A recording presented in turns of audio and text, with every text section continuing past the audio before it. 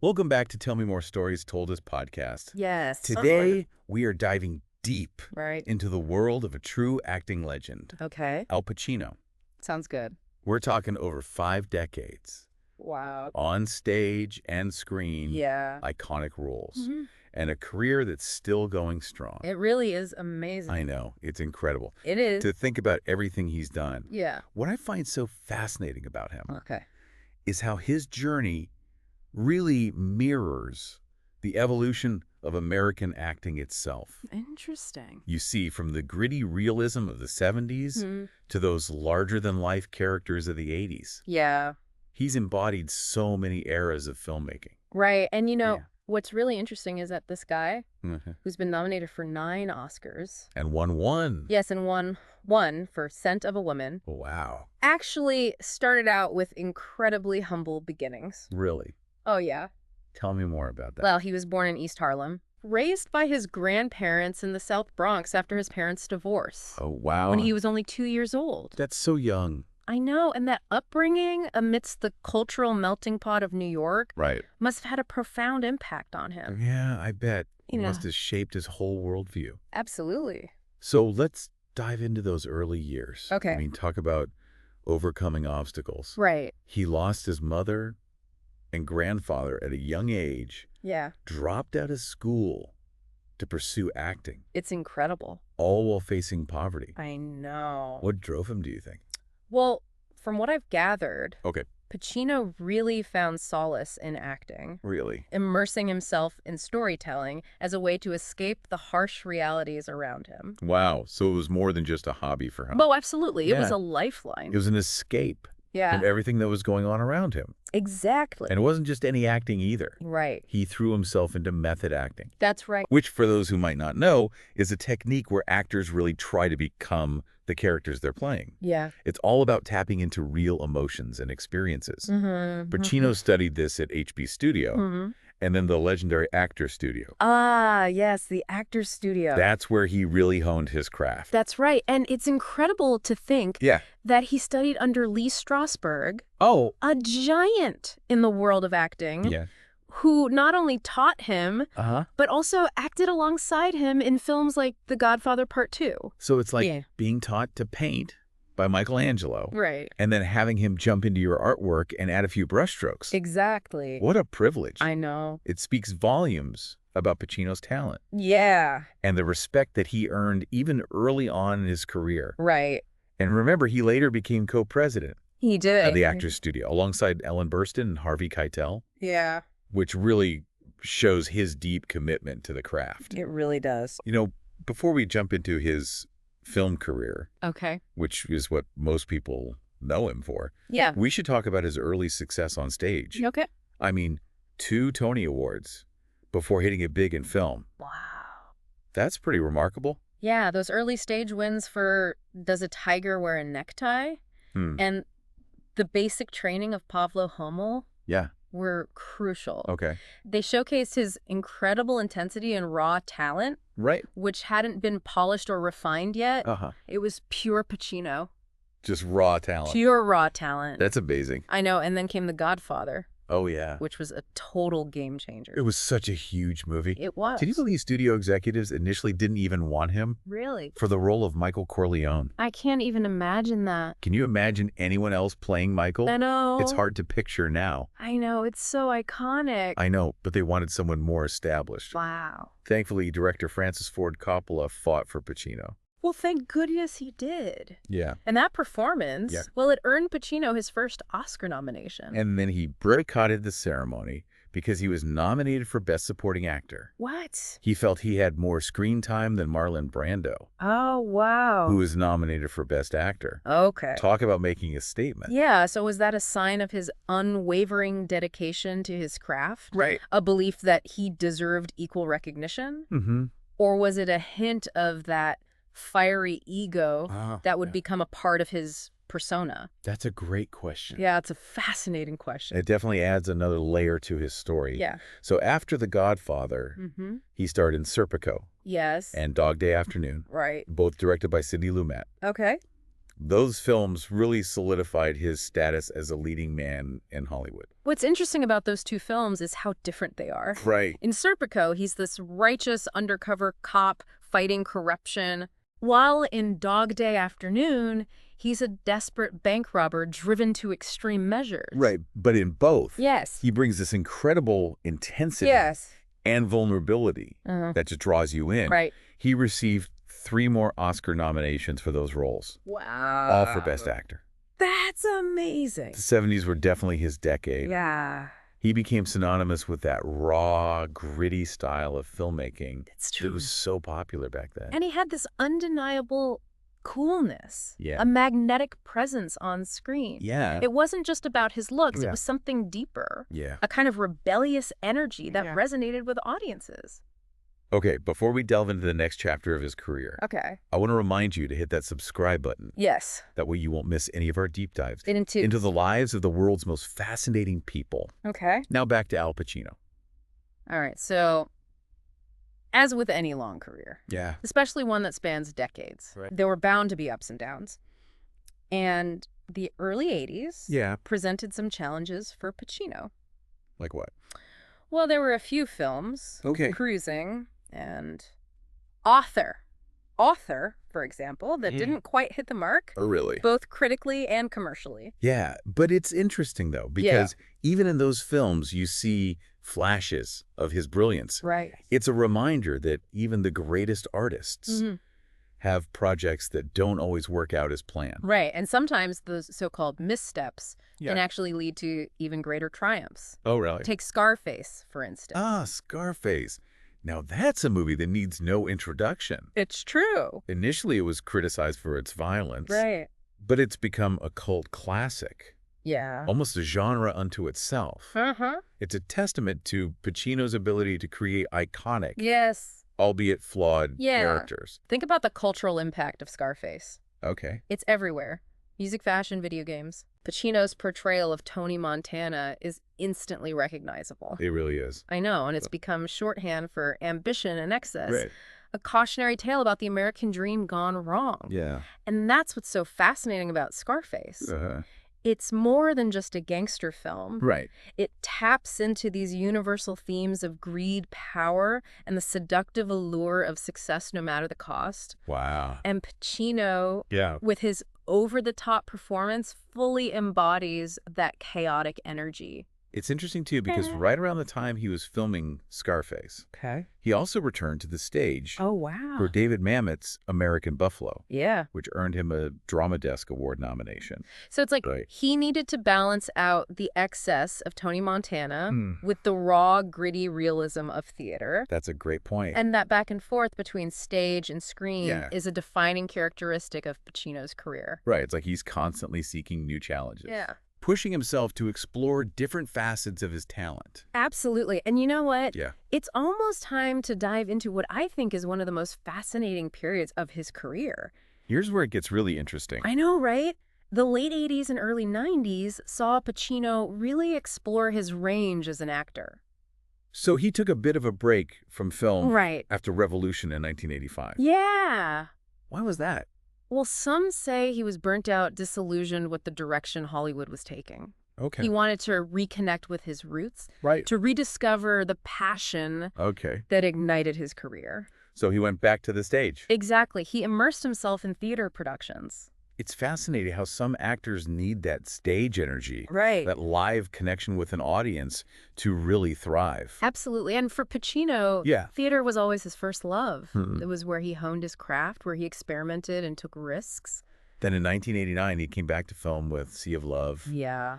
a kind of neo-noir thriller. It wasn't a massive blockbuster, but it was a solid comeback. Okay. You could feel that Pacino energy back on screen. It was a reminder of his incredible screen presence, Exactly. that ability to command attention with just a look or a gesture. Right. And the way he portrayed that world-weary detective Frank Keller, Mhm. struggling with his own demons while tracking a killer. It was vintage Pacino. Yeah, and then he followed it up with Dick Tracy in 1990. Dick Tracy. What a visually striking film that was so stylized and over the top. Yeah, it was a unique film. And Pacino as Big Boy Caprice fit perfectly into that heightened, almost cartoonish world. Okay. It's as if he can effortlessly slip into any genre, any style, and make it his own. He's not afraid to embrace the theatricality of a role. Exactly. Remember, this is the man who made Shakespeare accessible to a wider audience with Looking for Richard. Speaking of which, did you ever notice how Pacino seems drawn to these epic, Yeah. almost Shakespearean tales of family power and betrayal? It's a great observation. You see those themes recurring throughout his career. Even The Godfather Part 3. Right. Which, admittedly, wasn't as universally loved as the first two. Okay.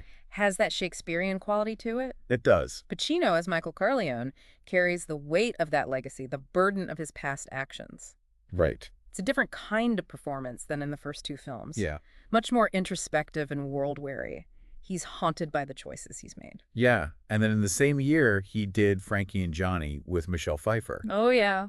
They actually starred together in Scarface, too, a few years earlier. It's always fascinating to see how actors' relationships evolve over multiple projects. Yeah. In Frankie and Johnny, Pacino plays this down-to-earth, recently paroled cook. Okay. He's seeking redemption, a second chance at love.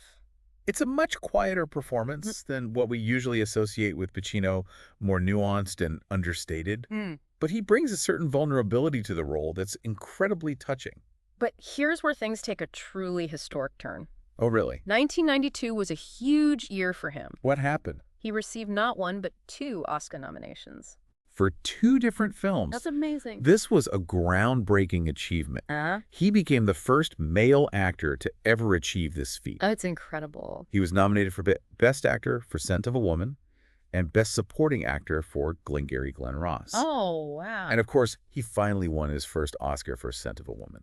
That hoo-ah scene when he's dancing the tango with Gabrielle Anwar, it's pure movie magic. Yeah. I still get chills watching it. It's such a powerful scene. I know, and beyond the iconic moments, Scent of a Woman showcases Pacino's range. Right. He fully embodies Lieutenant Colonel Frank Slade, that blind, cynical, retired officer who rediscovers a zest for life. Yeah. He's both vulnerable and fierce, broken and defiant. Wow. It's a masterclass in acting. And let's not forget Glengarry Glen Ross. Oh, Glengarry Glen Ross. Your Right. film features an incredible ensemble cast. Yeah.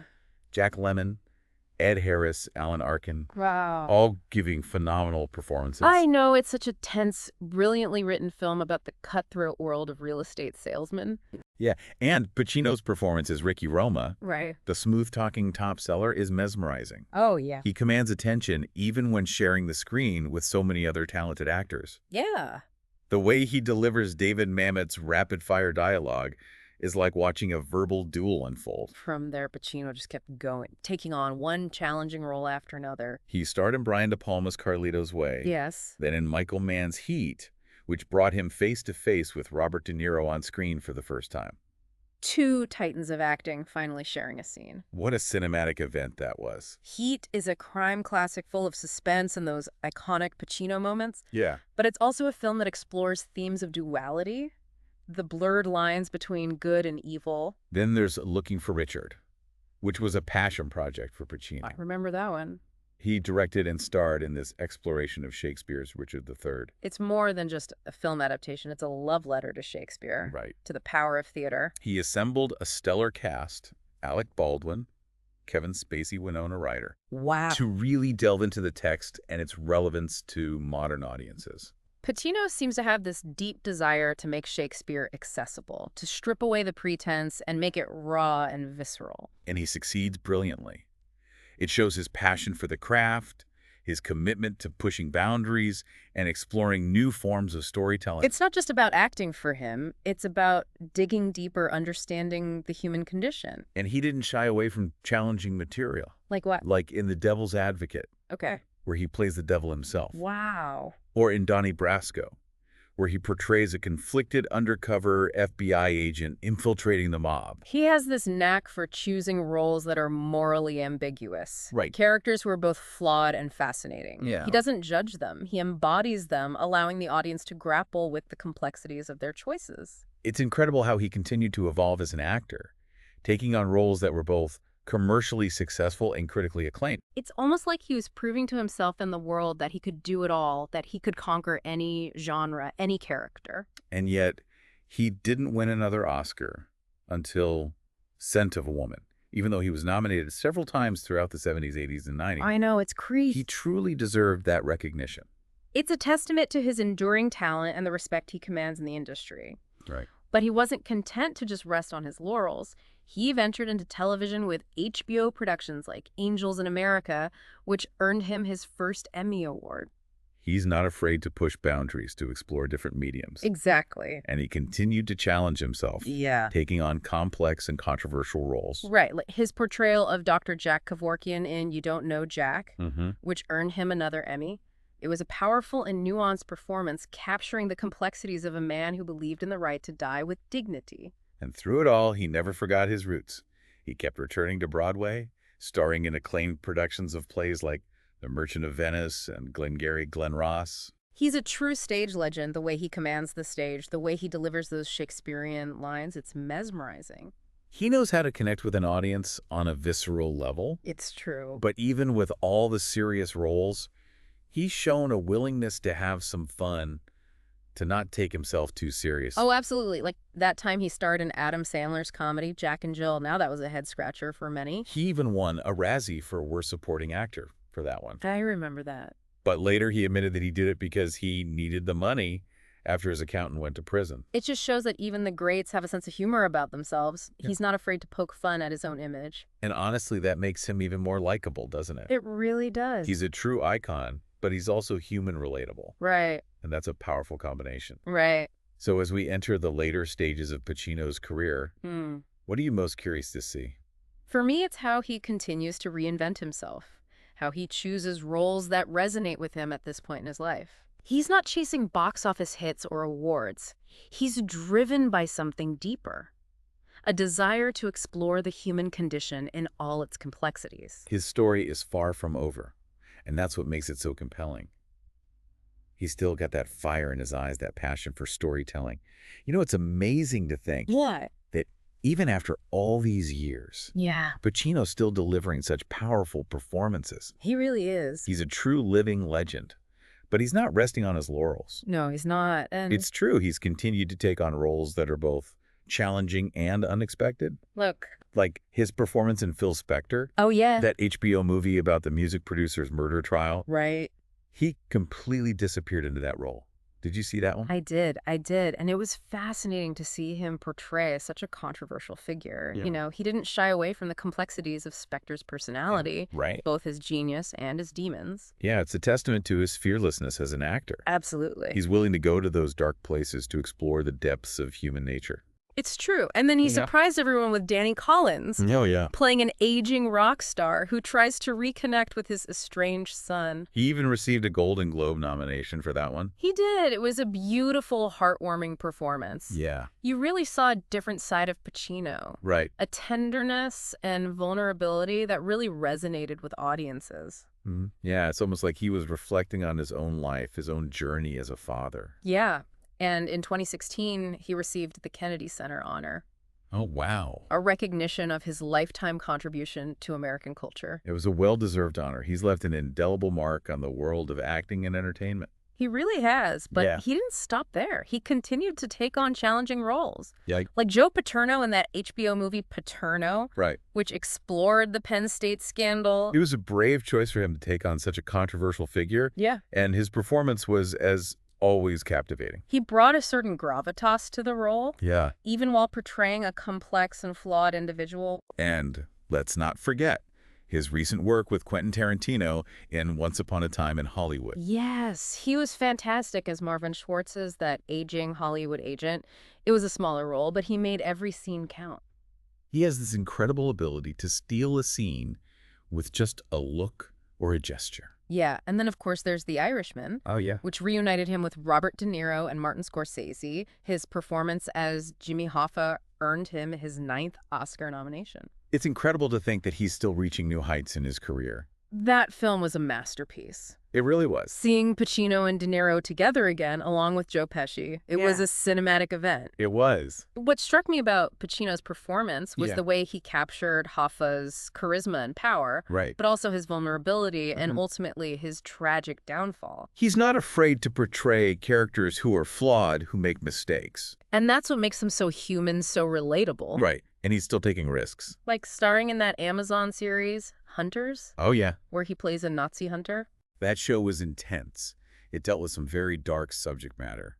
It did. But Pacino brought a sense of urgency and moral outrage to the role. It shows that he's still pushing boundaries, exploring new genres and formats. Right, and then there was House of Gucci, Oh, another big-budget film with an all-star cast. he was brilliant as Aldo Gucci. He brought that signature Pacino energy to the role, Right. that intensity and charisma that have always been his trademarks. And what's truly remarkable Yeah. is that he's showing no signs of slowing down.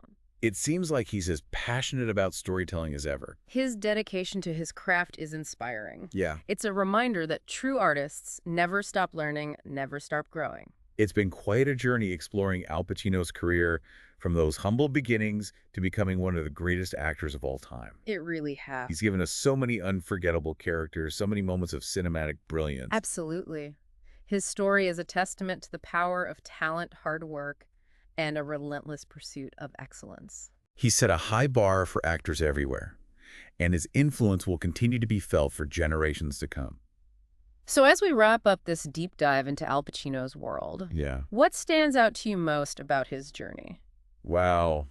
That's a tough one. Yeah. I mean, there's so much to choose from. I know, right? What's the one thing you'll remember? His intensity, Yes. his versatility, Absolutely. his commitment to his craft. All of the above. I know it's hard to choose just one thing. It really is. But whatever it is, I hope this deep dive has inspired you to explore his work further, to appreciate the artistry and the dedication of a true master of his craft. Well said. Thanks for joining us on Tell Me More.